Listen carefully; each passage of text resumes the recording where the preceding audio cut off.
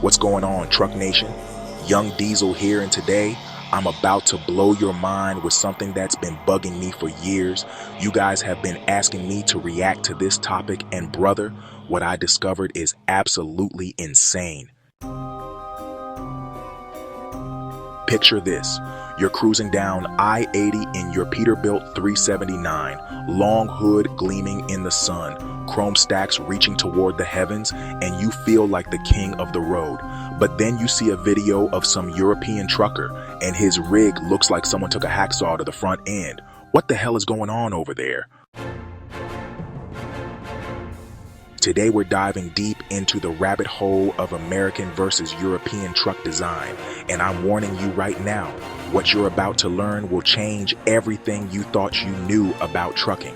We're talking about secrets the trucking industry doesn't want you to know, regulations that will make your blood boil, and design choices that will leave you questioning everything. But before we get into this mind-bending journey, smash that like button if you're proud to drive American iron, and if you're new to the channel, hit subscribe because we're building the strongest trucking community on YouTube. Trust me, you don't want to miss what's coming next. So here's where this gets absolutely wild. I was scrolling through some European trucking videos the other day, and I'm looking at these rigs thinking, did someone forget to install the front half of the truck? These European drivers are sitting right on top of the engine like they're driving a city bus.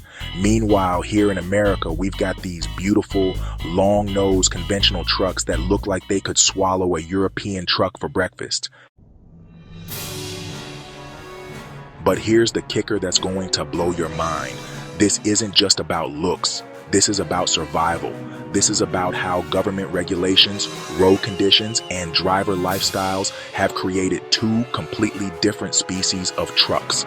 And when I tell you which design is actually superior, you're going to lose your damn mind.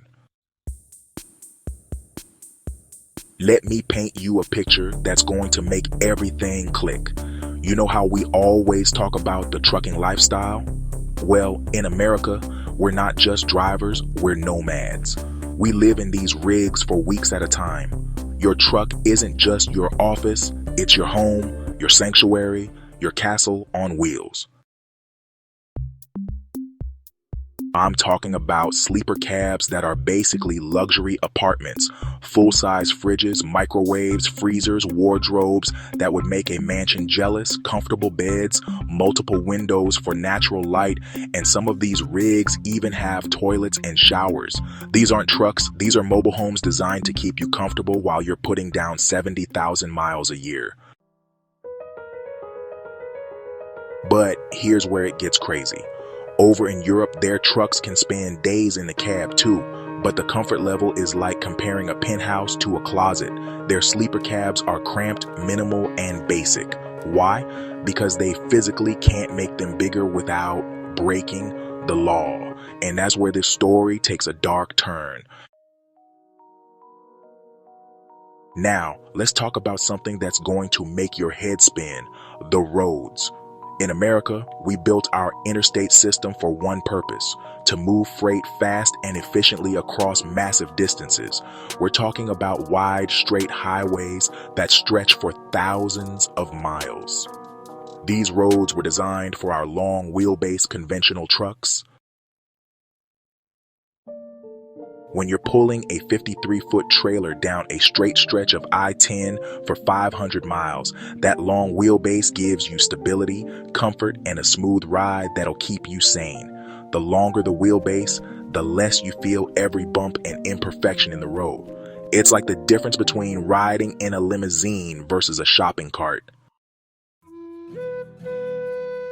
But European roads, brother, they're dealing with medieval city centers, narrow mountain passes, and streets that were designed for horses and carriages. They need trucks that can navigate tight corners, squeeze through ancient city gates, and maneuver in spaces that would make an American truck driver break out in a cold sweat.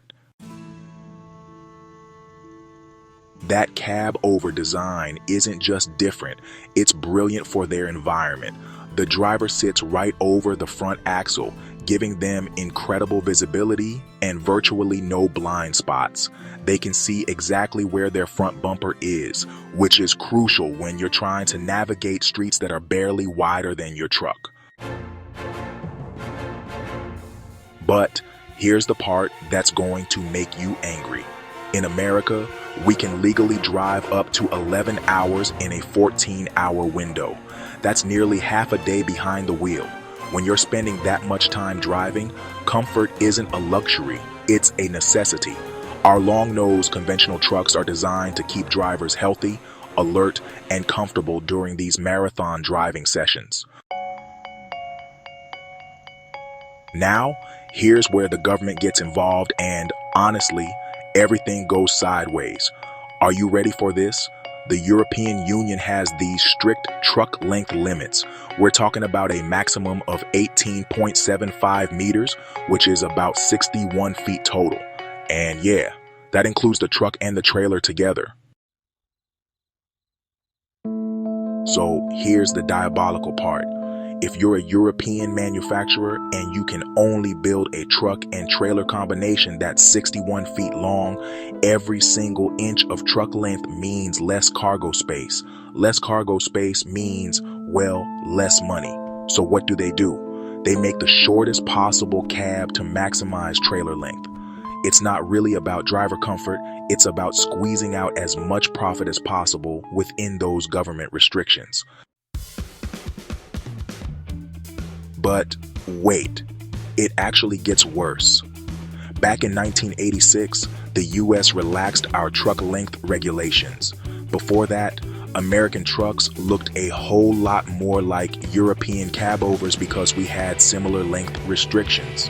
But when the government gave us more freedom, we immediately went back to those conventional long-nose designs because, honestly, drivers demanded comfort, and trucking companies realized that comfortable drivers are safer, more productive drivers. So, essentially, European drivers are being forced to sacrifice comfort because their governments prioritize cargo capacity over driver welfare. That's not just regulation, that's punishment. Here's something that's really going to blow your mind about speed and aerodynamics. European trucks are speed limited to 90 kilometers per hour. That's about 56 miles per hour. Meanwhile, in some US states, trucks can legally run 80 to 85 miles per hour. That's a massive difference. When you're running 80 miles per hour across Texas or Montana, aerodynamics becomes crucial. Those long-nosed conventional trucks aren't just comfortable, they're aerodynamically superior.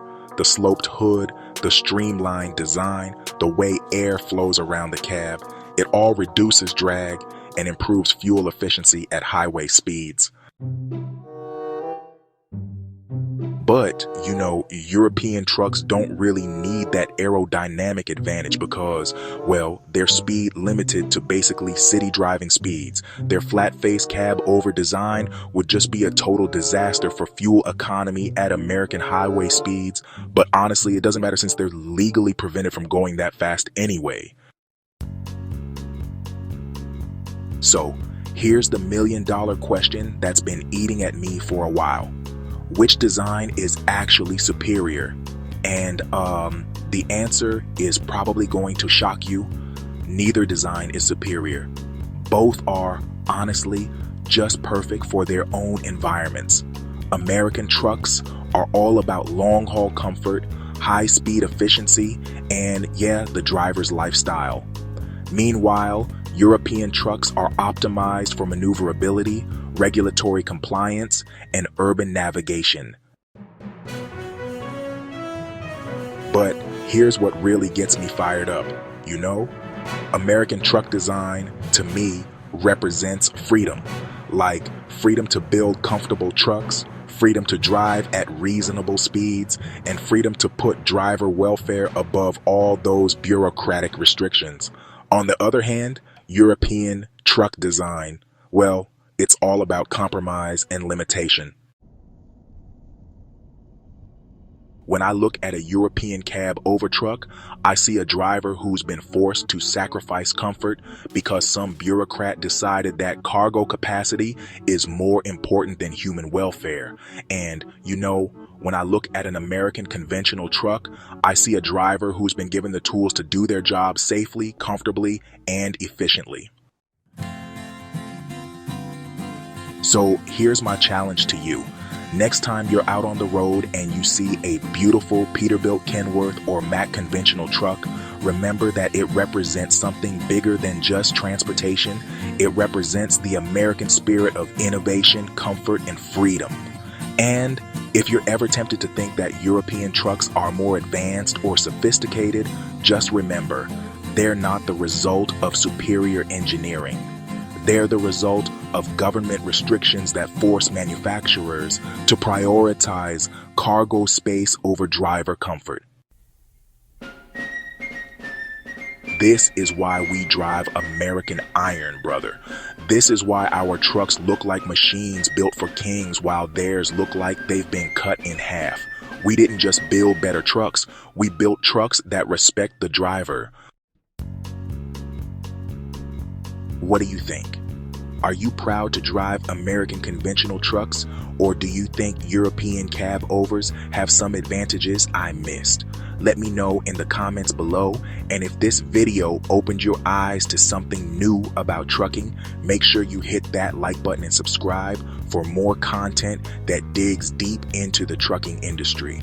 Until next time, keep the shiny side up and the greasy side down. Young Diesel out.